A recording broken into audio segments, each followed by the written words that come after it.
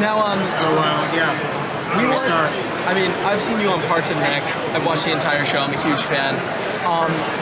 What drove you to make this show? Like, what was the determining factor that made you say, I'm going to make Neon Joe Werewolf Hunter? I have a very specific answer to that question. I was on Jimmy Fallon's show, I think it was 3 years ago maybe, to promote the finale of Delocated, which is another show I made for Adult Swim. And I wanted to do something just dumb to amuse myself for the segment and not have it be just a straight interview. So I took 2 articles of clothing that I own and that I use for just live comedy shows in New York. One of which was a neon yellow hoodie and a knit cap from American Apparel, and another of which was a pair of Coors Light kind of sweatpants. And again, for separate bits, and I just paired them arbitrarily and went on the show. And I just said, I'm really sad Delocated is over, but I'm really excited about my new project. It's called Neon Joe Werewolf Hunter. And I'm dressed as the character right now. And that's really all we have right now. But we're excited to kind of figure out the rest. And that was 100% made up. It was a fake idea. It was not a real idea for a TV show I had. And I kind of thought at the time, I thought, I could see Adult Swim knowing it's a joke, saying, it still sounds funny. Could that be a show? And I said, sure. And that's what happened. So we had a meeting, and they just said, why don't you write a pilot and see if it's something? And there was, again, zero. It was not a passion project. Like, I've always wanted to make a werewolf show. It was nothing like that. It came from an arbitrary joke, and I had to figure out, now what? What's the character? What's the show?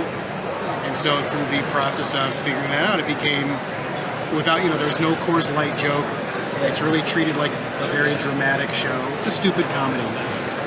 Even like with this comic book, which came after, this is more of a promotional thing, but it really plays the tone very dramatically and seriously. The comic book it's made by DC. It's amazing. If anyone's at the panel, they're giving it away at the panel. It's so fucking cool. And the first thing you see is werewolf pubes. Jesus. And so you kind of get the tone all right, it's stupid. But I mean, this looks incredible. And the show does too. Listen, I think one of the things I'm very proud about the show, the thing I think I'm most excited about is that I made this stupid joke and then got called on it, and then we made this show, and it turned out, I think, great. And it looks really beautiful. It's beautifully shot. It looks amazing. We play it very dramatically, even though it's a stupid comedy.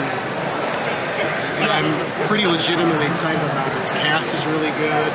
You're meeting... the cast is amazing. Even the people that you may not know by name that aren't here, some really, truly incredible New York character actors. There's a Tony Award-winning guy in the show. Reggie Cathy does a cameo in it, and that guy's, I can't believe he did the show. That guy's incredible. Sorry. Is there any correlation, as you're talking about the comic book, is there any correlation between that and how you're framing shots and things between the show? Are you trying to make a tie there visually at all? Between the show and the comic? Yeah. If anything, the comic came after the show. They were given the pilot and stills as a frame of reference. They were just, basically just said, match the tone of the show. I'm sure they designed it. To me, I've never made a comic, and to me it's very, obviously it's a visual thing, but plays very cinematically. And they did a really great job of capturing the tone of the show.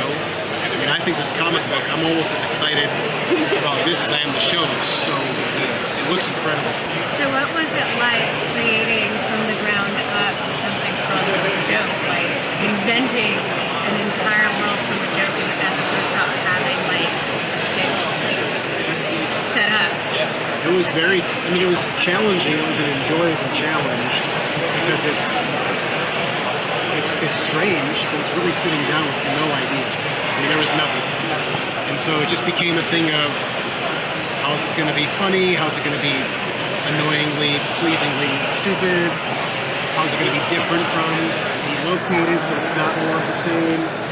And, just trying to think about what it could become. I'm trying to speak without giving things away. Yeah. It's set in this small town in Vermont, and I think from there, to me, it became similar to Jaws and the pilot, where it's, have you guys seen clips of the pilot or anything? I saw one clip on Adult Swim the other night. Actually, they ran something, but like they basically have just been running like little teasers and stuff because they're not trying to give away too much of the plot. I just have one quick question. Scott brought this up. He said that the werewolves might not actually be there. So they might not actually be there. Yeah, like They may not exist, yeah. Uh-oh. Listening to Sonny's team. Wait, did you hear us mention these The guys? werewolves might not exist. It's a mystery for a while, right? Well, you'll find out. Yeah, I said by the end you will know definitively whether there are werewolves in this universe or not, but it takes a while, right? Perhaps. So I'm on point. I mean, that's the thing we're going to blow minds with this show. When it says Werewolf Hunter and there's no werewolves. But yeah, there's other twists that happen in the show that we certainly can't say. But it definitely takes some like very strange turns where it's like, fuck it, it's kind of enjoyably so. But I don't know if that answers your question. It was a fun process. It was just challenging to kind of figure out what it is.